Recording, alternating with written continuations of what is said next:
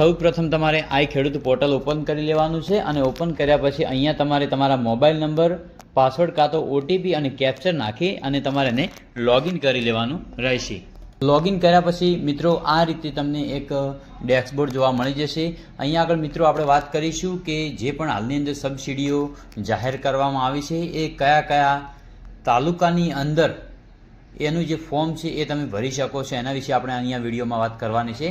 તો સૌપ્રથમ તમે અહીંયા જ્યારે આઈ પોર્ટલ લોગિન કરી અને આ જે ઇન્ટરફેસ તમારી સામે આવે છે ત્યાં આગળ તમારે આપણે દાખલા તરીકે કોઈ પણ એક વસ્તુ અહીંયા લઈશું કે એની અંદર કયા તાલુકાની અંદર અરજી થઈ રહી છે। તો અહીંયા તમારે પહેલાં તો ખેતીવાડીનો ઓપ્શન સિલેક્ટ કરવાનો છે અને ખેતીવાડીનો ઓપ્શન સિલેક્ટ કરી અને પાછળ શોધોનું લખેલું છે જે ઓપ્શન એના પર તમારે ક્લિક કરવાની છે। એના પર ક્લિક કરશો એટલે જે તે સાધનો છે એ સાધનો તમારી સામે આવી જશે।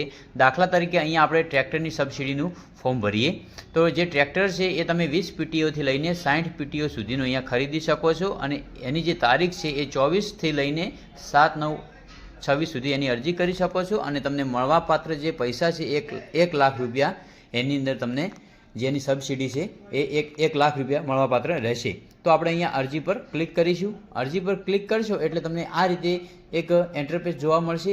અહીંયા આગળ તમને એક ઓપ્શન જોવા મળે છે કે આગળ વધો, એના પર ક્લિક કરો। અહીંયા નીચે આપેલો છે એના પર તમારે ક્લિક કરવાની છે। એના પર ક્લિક કરશો એટલે તમને એક નવો ઇન્ટરફેસ જોવા મળશે। અહીંયા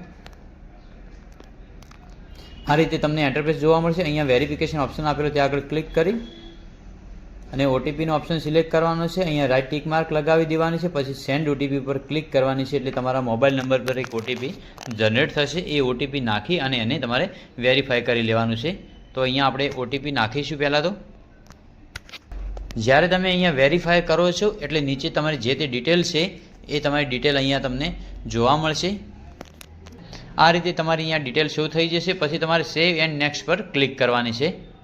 સેવ એન્ડ નેક્સ્ટ પર ક્લિક કરશો એટલે જે બાકીનું ફોર્મ છે એ તમારી સામે આવી જશે। આ રીતે તમારી જે વિગતો છે એ વિગતો તમને જોવા મળશે। તો અહીંયા તમારે વિગતોની અંદર મિત્રો પહેલાં જુઓ તમે અહીંયા તમારો જિલ્લો કે કયો જિલ્લો, તો તમે બનાસકાંઠા હોય, કચ્છ હોય, પાટણ હોય, મહેસાણા, સાબરકાંઠા, ગાંધીનગર, અમદાવાદ, સુરેન્દ્રનગર, રાજકોટ, જામનગર, જૂનાગઢ, અમરેલી, ભાવનગર, આણંદ, ખેડા, પંચમહાલ, દાહોદ, વડોદરા, નર્મદા, ભરૂચ, સુરત, ડાંગ, નવસારી, વલસાડ, તાપી, દેવભૂમિ, દ્વારકા, મોરબી, ગીર સોમનાથ, બોટાદ, અરવલ્લી, મહીસાગર, છોટા ઉદેપુર એટલા જિલ્લાઓની અંદર તમે આ જે છે અરજી કરી શકો છો।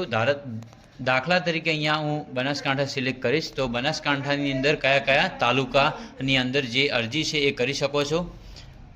તો જ્યારે તમે જિલ્લો પસંદ કરો છો પછી આ બાજુ જે તાલુકાનો ઓપ્શન છે ત્યાં આગળ આપણે ક્લિક કરીશું કે કયા તાલુકાની અંદર હાલની અંદર આ અરજીઓ થઈ રહી છે। તો અહીંયા તાલુકા પર જ્યારે તમે ક્લિક કરો છો બનાસકાંઠાની અંદર તો અહીંયા આગળ પાલનપુર શહેર અને હડાદ આ 3 તાલુકાની અંદર તમે અહીંયા અરજી કરી શકો છો। તો મિત્રો જે આપણા બનાસકાંઠાની અંદર જે પણ ખેડૂત મિત્રો ટ્રેક્ટરની હાલમાં અરજી કરવા જઈ રહ્યા છે એ આ 3 તાલુકાની અંદર રહેતા હોય તો જ એ અરજી કરી શકશે, બાકીના કોઈ તાલુકાવાળા એની અંદર અરજી કરી શકશે નહીં। જો વિડીયો પસંદ આવ્યો મિત્રો તો અમારી ચેનલને સબસ્ક્રાઈબ કરજો અને આ વિડીયો ખેડૂત મિત્રો સુધી શેર કરજો જેથી એ લોકો પણ આ જે સમસ્યા છે આ ટ્રેક્ટરની સબસિડીને લઈને કે કયા કયા તાલુકામાં થઈ રહી છે એની સમસ્યાનો ઉકેલ તમને મળી જાય।